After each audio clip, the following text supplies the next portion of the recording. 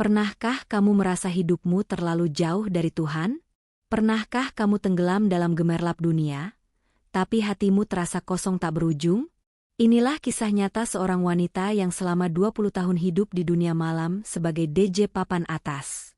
Hidupnya dipenuhi cahaya lampu diskotik, gemerlap pesta, dan tepuk tangan penggemar. Tapi malam itu, satu peristiwa mengguncang jiwanya hingga ia memilih meninggalkan semuanya demi mencari cahaya sejati. Assalamualaikum warahmatullahi wabarakatuh, teman-teman. Selamat datang di channel ini, tempat di mana kita berbagi kisah nyata yang menggugah hati dan menginspirasi jiwa. Jangan lupa klik tombol subscribe dan nyalakan lonceng notifikasinya agar kamu tidak ketinggalan cerita-cerita luar biasa lainnya. Tulis di komentar, kamu berasal dari kota mana? Semoga cerita ini bisa jadi jalan hidayah bagi kita semua. Amin. Dara, wanita berusia 39 tahun, berdiri di balik meja DJ, tubuhnya menyatu dengan alunan musik EDM yang membahana. Lampu-lampu laser berwarna ungu, biru, dan merah menari-nari di udara. Malam itu klub sedang penuh sesak. Orang-orang melompat-lompat mengikuti beat yang ia ciptakan. Senyumnya menghias wajah, namun tak satu pun tahu, di balik sorot mata itu, ada kehampaan yang menahun. Namanya dikenal di mana-mana. DJ Dara, simbol pesta, lambang kebebasan malam, dan ikon perempuan independen. Ia mengawali karir dari klub kecil di Jakarta, lalu terus naik ke level internasional. Setiap minggu ia terbang ke Bali, Bangkok, atau bahkan Dubai. Honor sekali tampil bisa membeli mobil mewah. Tapi semakin tinggi posisinya, semakin sunyi hatinya. Kehidupannya dipenuhi kilau, tapi juga luka. Di usia 25, ia ditinggal pacar yang tak tahan hidup bersamanya. Di usia 30, ayahnya meninggal, dan ia sedang tampil di Hong Kong, tak sempat mengucap salam terakhir. Ia lari ke dunia yang lebih bising, berharap suara musik bisa menenggelamkan suara batinnya. Tapi tidak pernah berhasil. Setiap malam, ia menari dengan lampu, tapi tiap pagi, ia berbaring dalam sepi. Teman-teman hanya datang saat pesta. Saat Dara mulai merasa lelah, tak ada satupun yang benar-benar peduli. Popularitas membuatnya ramai, tapi juga membunuh ruang privat. Ia pernah mencoba berhenti. Tapi semua berkata, sayang banget, kariermu lagi di puncak.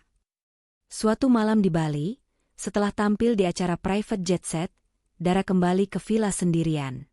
Angin laut berhembus pelan, ombak terdengar dari kejauhan. Ia membuka heelsnya, berjalan ke balkon, memandangi laut gelap. Di tangannya masih ada segelas wine. Tapi malam itu, ia tidak meneguknya. Ia hanya menatap langit penuh bintang dan menangis. Dalam keheningan itu, untuk pertama kalinya dalam 20 tahun, mulutnya berbisik, "Ya Allah, kalau Engkau ada, aku capek." Kata-kata yang keluar begitu saja, tanpa ia rancang. Ia menangis. Bukan karena sedih, tapi karena merasa begitu asing dengan dirinya sendiri. Selama ini ia menciptakan Dara, sang DJ. Tapi siapa dirinya yang sebenarnya? Pukul 4 pagi, Dara terbangun. Bukan karena alarm, tapi karena terdengar suara azan subuh dari masjid kecil dekat pantai. Suara itu begitu lembut namun tegas, mengguncang dadanya. Ia duduk di tempat tidur, seperti tersadar dari mimpi panjang. Tangannya gemetar. Suara itu, seperti memanggilnya untuk pulang. Keesokan harinya, ia menelepon manajernya dan berkata, "Cancel semua jadwal. Aku butuh waktu sendiri." Semua orang panik. Mereka tak tahu bahwa DJ nomor 1 Indonesia itu sedang mengalami kehancuran batin sekaligus kebangkitan rohani. Sejak hari itu, Dara memutuskan untuk berhenti manggung untuk selamanya. Sejak malam itu di Bali, Dara tak pernah lagi bisa tidur dengan tenang. Setiap dini hari, ia terbangun. Kadang karena suara azan, kadang karena mimpi yang membuat dadanya sesak. Dalam tidurnya, ia sering melihat dirinya berdiri di tepi jurang, memandang ke bawah, lalu seseorang menarik tangannya sebelum jatuh. Wajah orang itu samar. Tapi di setiap mimpi, satu hal pasti, Dara menangis, lalu terbangun dalam keheningan yang asing. Ia mulai membuka YouTube dan mengetik, ceramah tentang hidayah. Tangannya gemetar, tapi hatinya penasaran. Video pertama yang ia tonton adalah kisah seorang wanita ex-model yang berhijrah. Dara menyaksikannya dalam diam. Setiap kalimat terasa seperti peluru yang menghantam hatinya. Aku tidak sendiri, gumamnya. Ada rasa haru yang belum pernah ia rasakan. Hari-hari berikutnya, ia mulai mengurangi keluar rumah. Ia tak lagi menghadiri pesta atau event DJ. Beberapa temannya menghubungi, menanyakan kabar. Dara hanya membalas singkat, "Aku istirahat." Tapi saat salah satu temannya mengirim foto pesta besar yang biasa ia hadiri, hatinya tak bergetar sama sekali. Bahkan sedikit pun tak rindu. Malam ke-12 sejak peristiwa Bali, Dara membuka lemari pakaiannya. Ia memegang gaun-gaun malam berkilauan yang dulu membuatnya bangga. Tapi malam itu, gaun-gaun itu terasa seperti cangkang palsu. Ia tarik satu demi satu, lipat, dan masukkan ke dalam koper besar. "Sudah cukup," katanya, lalu tersenyum tipis pada cermin. Pagi harinya, ia keluar rumah mengenakan jaket dan celana longgar, serta skarf sederhana menutupi rambut. Ia tak pakai make-up. Saat menyapa satpam apartemen, pria itu nyaris tak mengenalinya. "Mbak Dara?" katanya bingung. Dara tersenyum kecil, dan untuk pertama kalinya, ia merasa benar-benar ringan, seolah beban lama runtuh dari pundaknya. Tapi ternyata, memulai hijrah bukan berarti langsung damai. Saat Dara mengunggah foto pertamanya memakai hijab tipis dan caption, "Bismillah, doakan aku." Komentar langsung membludak. Sebagian mendukung.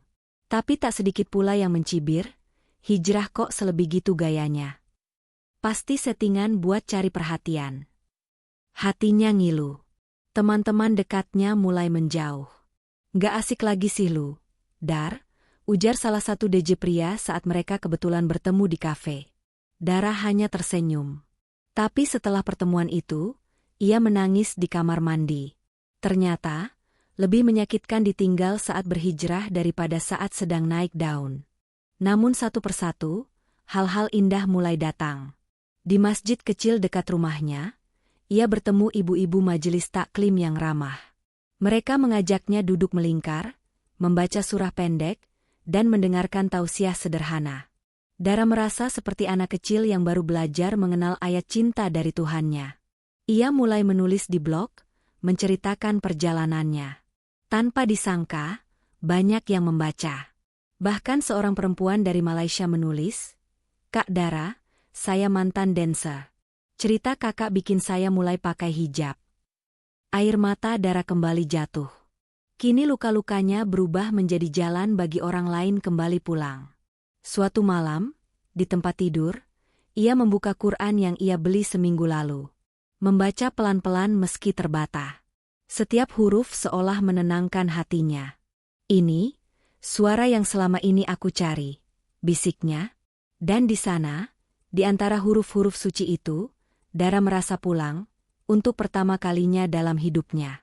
Sudah 2 tahun sejak Dara meninggalkan dunia malam. Kini, wajahnya tak lagi menghiasi billboard klub malam, melainkan undangan kajian perempuan di berbagai kota. Dari mushola kecil di kampung sampai panggung seminar nasional, Dara berbicara bukan sebagai mantan DJ, tapi sebagai perempuan yang selamat dari dunia penuh tipu daya. Awalnya ia gemetar setiap kali bicara. Tapi tiap kalimat tentang luka dan cahaya yang ia temukan, selalu membuat audiens terdiam. "Saya nggak ngajarin siapa-siapa," katanya pelan. "Saya cuma mau bilang saya juga pernah sejauh itu, dan Allah masih mau tarik saya balik." Kalimat itu selalu diakhiri dengan isak tangis dari para pendengar. Media sosialnya berubah. Bukan lagi foto-foto pesta atau endorsement glamor, tapi potongan ayat yang menyentuh, penggalan doa, dan catatan kecil perjalanan imannya. Salah satu video singkatnya viral, ia menangis sambil memeluk seorang gadis muda mantan dancer yang baru berhijrah. Komennya ribuan. Banyak yang bilang, "Kak Dara, kamu cahaya di kegelapan kami." Namun ketenaran baru itu tak membuat Dara lupa siapa dirinya. Ia lebih sering menolak tampil jika merasa hatinya belum siap. Kalau dakwah ini malah buat aku sombong, mending berhenti, katanya pada sahabat barunya, seorang ustadzah muda yang ia temui di kajian. Mereka saling menyemangati dalam diam, dalam pelukan doa. Lalu datanglah sebuah momen tak terlupakan. Dalam satu kajian akbar di Surabaya, ia melihat seorang ibu tua berjalan perlahan ke arahnya setelah acara. Wajah itu tidak asing. Saat mendekat, darah tersentak, itu mantan penata rambutnya di masa DJ. Sang ibu menangis, memeluknya, dan berkata, "Kamu membuat saya berani berubah. Terima kasih." Dara membalas pelukan itu sambil terisak. Di balik semua perubahan itu, ada satu sosok yang tak pernah absen dari tiap sujud panjang. Ibunya.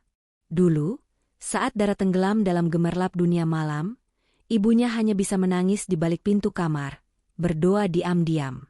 "Ya Allah, kalau bisa, ambil nyawaku saja, asal anakku Engkau selamatkan." Begitu isi doanya. Ketika Dara memutuskan berhijrah, ibunya hanya bisa memeluknya erat. "Ibu doakan kamu tiap malam, Nak," ucapnya. Saat itu, Dara hanya bisa menangis di pangkuan ibunya, seperti anak kecil yang baru pulang setelah tersesat jauh. Dari semua tepuk tangan yang pernah ia dapat, pelukan itu adalah pengakuan terindah dalam hidupnya. Kini, Dara telah menikah dengan seorang ustadz muda yang dulu menjadi pembicara pertamanya saat ia baru hijrah. Mereka tak mencari sorotan, hanya ingin membuka rumah tahfidz kecil di kampung untuk para perempuan mantan dunia malam yang ingin berubah. "Kami cuma mau jadi bagian kecil dari jalan pulang orang lain," kata suaminya. Suatu malam, Dara duduk di beranda rumah, menatap langit yang dulu pernah ia ajak bicara saat ia merasa hampa. Tapi kali ini berbeda. Bibirnya bergetar lirih mengucap syukur. "Terima kasih, ya Allah, karena Kau biarkan aku jatuh, supaya aku bisa pulang." Dari dunia malam yang penuh gelap, Dara kini menjadi lentera bagi banyak hati yang sedang mencari arah. Ia bukan orang suci, ia bukan ustadzah. Ia hanya seseorang yang pernah jauh, dan kini sedang berjalan mendekat. Kisah ini bukan sekadar perubahan penampilan, tapi perubahan hati yang menggetarkan jiwa. Kita semua punya masa lalu, tapi Allah selalu membuka jalan pulang. Jangan pernah menyerah untuk berubah. Karena hidayah itu datang di waktu yang paling tak terduga. Tulis di komentar ya, kamu nonton video ini dari kota mana? Semoga Allah selalu menjaga langkah hijrah kita semua. Jangan lupa klik tombol subscribe dan sebarkan kisah ini untuk menginspirasi lebih banyak orang.